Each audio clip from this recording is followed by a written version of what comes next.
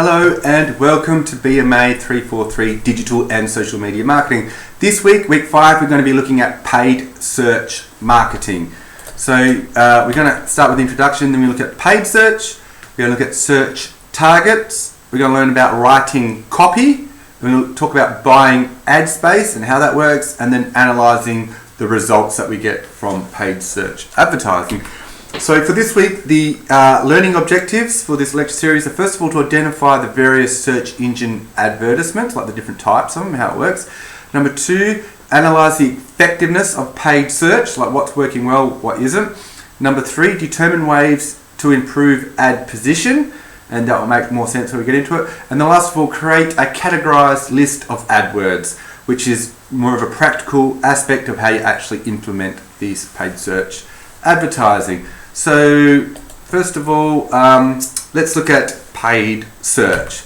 So paid search is where advertisers pay each time a user clicks on one of their ads. Now, this is also called pay per click, and it's usually when we pay for ads that appear on search engine results page. So like the Google page, I've got an example of this on the next slide.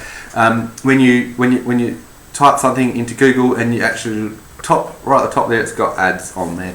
So this is also called search engine marketing by some people, and search engine ads drive more new traffic than any other form on online advertising. And I really want to emphasize that point, which shows how important this is, because if that's driving more new traffic than any other form of online advertising, and we're digital marketers and we've got a website that we're trying to get conversions and stuff for, we need traffic to come to it. Obviously it makes sense to go to this line of advertising, this type of advertising, just from the sheer volume of it. And if it brings the highest volumes, that's there for a reason, right? So obviously marketing people are already employing this. All right, so paid search. So I've got an example of what this is. So in this example, if we go searching for gaming PC, this displays on the search engine results page, it displays 3 paid search ads. And we've got one here from PLE Computers, we've got one here from aftershock.com.au, or aftershockpc.com.au, sorry, and we've got PC Case Gear. Now these are 3 popular gaming computer stores, and you can see marked by the ad there, and then the organic search starts here, and I've taken a screenshot here, but this is basically I tried to get as much of my screen in here as possible. So of the 4 results, 1, 2, 3, 4, 3 of those are paid, right? So search engines make most of their money, so like Google and Bing, from digital marketers like us paying them for paid search. So what we want to do now, so that's what paid search is and how it works. We're going to look at search targets and how we're going to focus on that. So search targets. So the power of paid search is that the ads are directed at people interested enough to actually search for that particular topic, right? So let's go back to the gaming PC example. So if I go on my computer and go into Google and type gaming PC, already in my head, I have some kind of interest in that topic. So me as the consumer is initiating that particular request, right? Now you compare that to say something like a billboard. Are you driving past? As you drive past, you're exposed to that ad. You might not have any interest in gaming PCs, if it was a gaming PC advertisement, or in a magazine, you might, unless it's a gaming magazine, but just say it's a general magazine, you might not have any particular interest in that topic, in those search terms, right? Because and the idea of that is informing people about your product when they're not thinking about it. But for paid search, people are already interested in it, so the consumer decision-making process is actually initiated by the consumer. So that's quite unique, and it's quite a powerful thing from a marketing perspective, because it really narrows down the audience for people that are already interested into it. Right? It's important to choose ad placements carefully and what searches to target. So we talked about paid search being very effective, and it brings a lot of traffic, but you can also do it very wrong. And then really what you're doing is you're spending a lot of money and you're not getting the results, and your competitors could be doing it better than you, and they're getting better return on their money, so return on their investment. So you're really doing your business a disservice. So as well as keywords, paid search also uses other factors such as location, time, and etc. We're going to look at some of those other things coming up. So we want to look now at keyword selection and the importance of that. So marketers provide, so when we do this, I'm going to use Google a lot because this is by far the most dominant way that this works, the most dominant application of paid search, but it's the similar concepts for Bing and other search engines as well. So the way it works for Google is marketers will provide a list of keywords to the search engine. Now the ads will only show up when the search phrases match that exact word. So we're just going to use an example for gaming PC. So if I'm working for PC Case Gear, which they don't just sell PC cases, they sell all sorts of computer gear. So if I'm marketing manager for them and I want digital marketing, I'm going to select the terms the search terms that I want my search ads to display in, all right? Which makes sense. So if they're searching for what's the weather in Launceston, they're not going to display my computer ads because there's no the interest is in the weather, not in computers. So I'm going to go, I want to display my search ads when they're searching for gaming PC, gaming computers, and as a digital marketer we can specify that. We're going to look at that now. So search engine provides a variety of match types. And this covers a spectrum of how broad or how narrow those search terms are that relate to our particular words that we choose. So we can have exact match, we can have broad match and phrase match. So let's have a look at this slide here. So broad match, ads may show on searches that relate to your keywords. It doesn't have to be exact ones, it doesn't even have to be that close, they're just related. So we've got some examples coming up, but if I type in gaming PC, they might be paying for something like gaming computer. Now, PC is one word, computer is a different word, right? Gaming PC, gaming computer is different, but you know it's broad enough and it matches. It's close enough for it to match. And broad is basically includes a lot more. It's a lot more generous in the words that we're capturing to bring them to our website. Now, phrase match, so ads may show on the searches that include the meaning of your keyword, and Google's they use their algorithms to work out what the intent of the search is and then go, well, that's what they mean to say. We'll look at an example of that coming up as well. And then exact match, which is a little bit confusing because it doesn't mean exactly, but close enough to be exact. Ads may show on searches that are the same meaning as your keyword. All right, so let's look at some examples here. So exact match keyword, so shoes for men.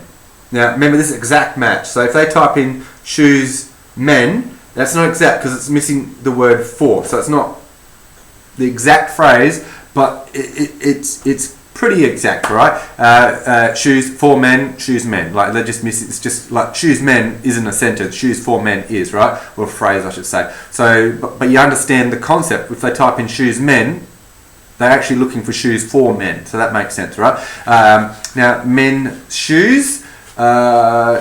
So that's pretty close. It's just, so that's the inverse of that one. Flip the words around. Men shoe. Now this is an important note. So we've got shoes, which is the plural. So an exact match also includes the singular of that. And the same for shoes for men. So we pay an exact phrase match for shoes for men, which is the plural. The singular, shoes for a man, is the singular of that. So it's considered close enough to be exact match.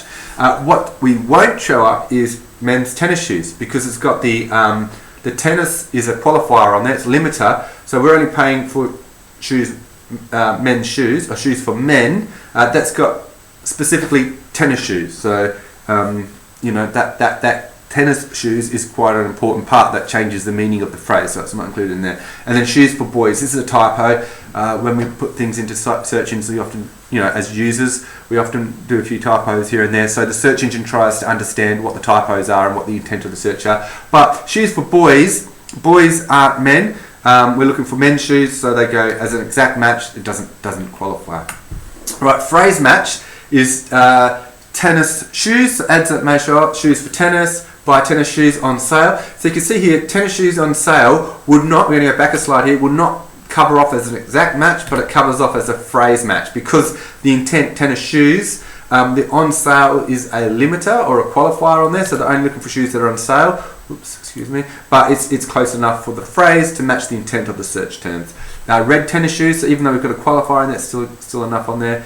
And comfortable tennis sneakers would be included, even though it's got the typos on there. The sneakers are a type of shoes, right? Ads that won't show up, tennis rackets and training shoes. can you wear running shoes for tennis? When you type something like that in, can you wear running shoes for tennis? It's not so much, it's the intent of it, right? You're not looking at buying stuff. If you type in buy tennis shoes on sales, it's pretty obvious that you're looking to buy something. If you type in shoes for tennis, you might, why would you be searching that? It's highly likely that you're searching shoes for tennis to see what shoes are available because you're interested in purchasing it. Whereas if can you wear running shoes for tennis? Maybe not so much. You might be looking for reasons why not to buy it. All right, now we look at broad match. So we might have the search phrase paying for this as low carb diet plan. Now, carb free foods, even with the typo in there, is not the same as diet plan. So it's got, does it have, yeah, so carb is the same, but low carb and carb free is it's broadly matched, right? Low carb diet, so plan, so diet plan and diets, that makes sense, that's pretty close. Low calorie recipes. Now this is quite broad. Low, so we've got the low, calorie and carbs aren't the same, and diet plan and recipes. So the way that Google does this in search terms, like other search engines as well, is they don't just look at that one word that you're searching for, but they'll look at like a thesaurus of words around it. A Mediterranean, oh man, this has got some spelling mistakes in there. The spelling mistakes are intentional because Google's trying to say, even if your customers are doing typos, we're going to be directing them here. And then low carbohydrate dietary program. So it gives you an idea of how broad that broad match keyword is. Alright, now this other cool thing is negative words. So while we pay for these words that we want to show up, we can also pay for words that we don't want to show up. So negative words instruct the search engine not to display ads with these search terms in there. So for example, when you add free as a negative word to your campaign or ad group, you're telling Google Ads not to show your ad for any searches related to the term free. So if I type in there tennis shoes and it shows up, but I might say I don't want free, because if I go free tennis shoes, I might be looking, as someone that's giving them away, and I don't want to be spending my marketing money to be advertising to a potential customer that has no intention to actually purchase shoes in the first place. Otherwise, why would they say free? This helps digital marketers be more specific in their targeting of paid search.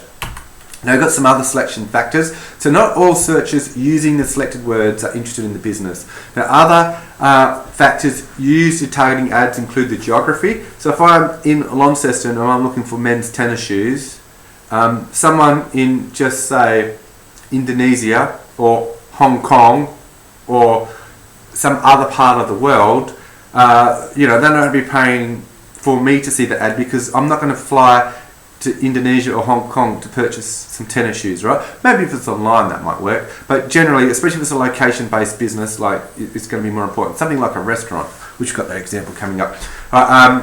Device type, so we can segment our customers on device type, so go, target people on mobile phones rather than desktop computers. The timing of the day, so what day of the week it is and the timing of the day, because if we're closed, and just say if the search terms that we do are very responsive or time related to what we do, like very temporal, so just say like if you go pubs near me, right? Pubs as in public bars near me, I want to go get a beer.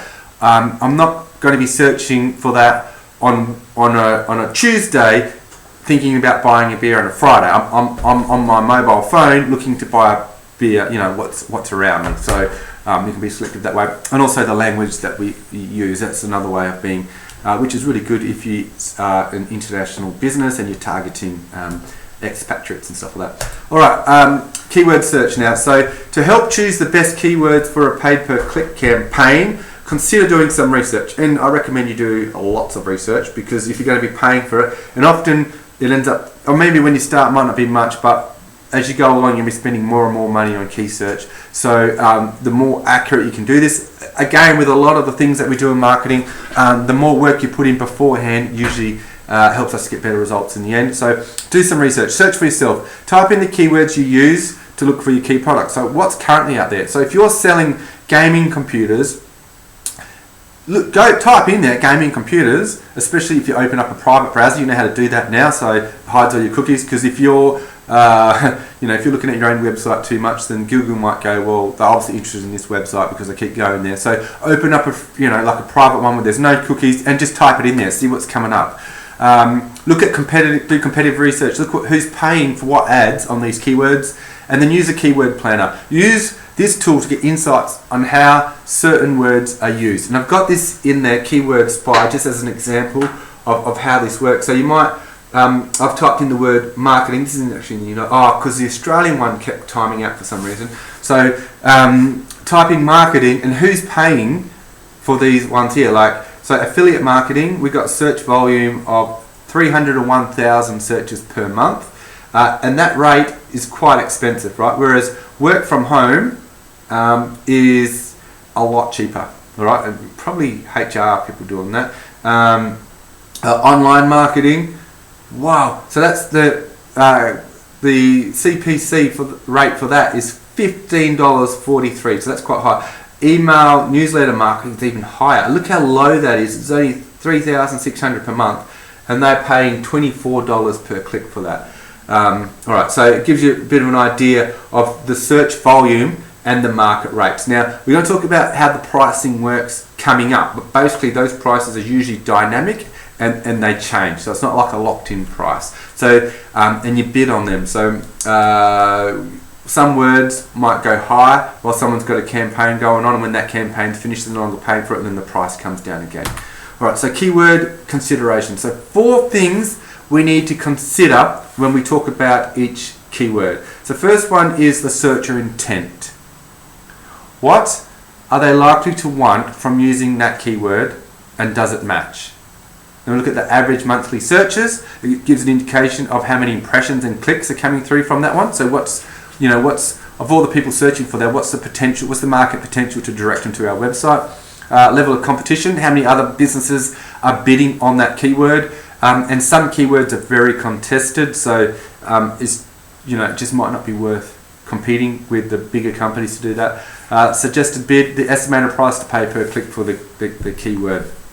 Now, we also look at branded keywords. So paid search ads for the business brand name. So if your business is called PC Case Gear and I'm typing in, I'm doing search terms for someone that types in PC Case Gear, and I'm going to put an ad up, right? So users are already searching for the brand name, so why pay for it to display it? Which is a good question, right? A lot of people ask this.